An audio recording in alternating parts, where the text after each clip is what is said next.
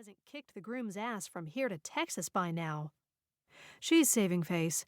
I don't envy that guy once the bride gets him alone later. Same. Honor wiggled her toes. I guess it's time to get back there. Yes, before your sisters kick both our asses from here to Texas. Honor laughed. You're right about that. They went back to the wedding party, which was in no way winding down. At least they were getting their money's worth, which Mae couldn't blame them for. Aaron had charged the couple a premium for extra guests and longer reception time, and they hadn't even balked. Mae was glad that they'd hired more than the usual amount of help, not only for wrangling the guests and serving, but also for cleanup, because right now the barn looked more like the after effects of a major frat party than a wedding reception. She wandered around, checking on the staff to be sure they didn't need any assistance.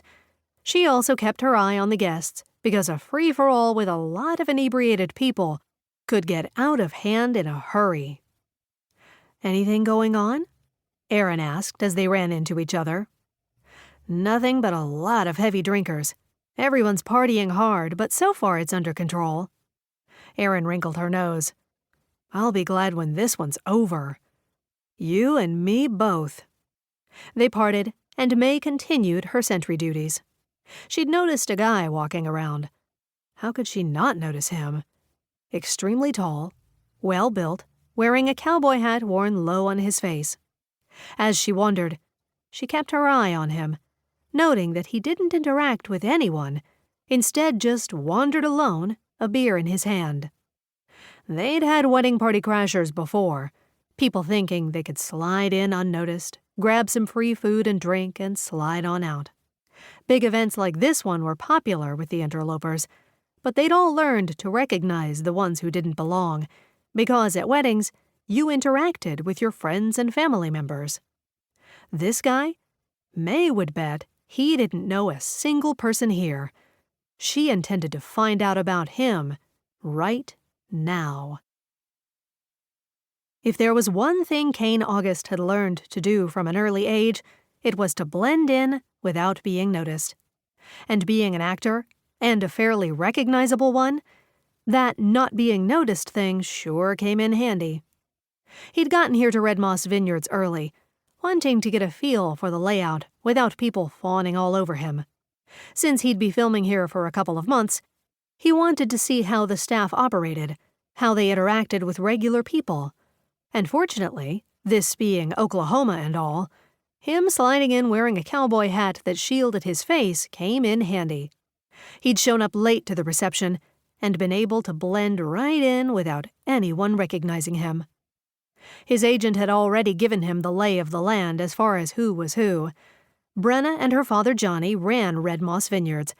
Aaron was all about the business end, and Honor Bellini was the main wedding coordinator, assisted by Mae Wallace, who wasn't a member of the family. He'd asked around while grabbing a beer, and both Aaron and Mae had been pointed out to him, so he knew who to avoid and who to keep an eye on. So far, so good. Has anyone ever told you that you look an awful lot like Kane August? He cringed and turned around to see one of the bridesmaids, a pretty blonde who appeared to be extremely drunk. He smiled and pulled out the Texas drawl he'd worked hard to lose when he'd started acting. I get that a lot. I wish I was him. Then I'd have all his money. She snorted, weaving unsteadily on her heels. Yeah, I wish you were him too, honey. But you're still hot as hell. Want to dance? Oh, thanks, but I'm here with my wife. Too bad. She wandered off unsteadily, and Kane relaxed. Are you friends with the bride or the groom? Damn. He'd gone this far without having to talk to anyone. He turned around and... crap. Mae Wallace. He offered up his most charming smile, hoping to keep his face partially hidden. Groom. Steve and I went to college together. At least he'd remembered to read the names of the bride and groom on his way inside. She eyed him suspiciously. Really? And what college is that exactly? University of Oklahoma. Wrong. Steve and Evie met...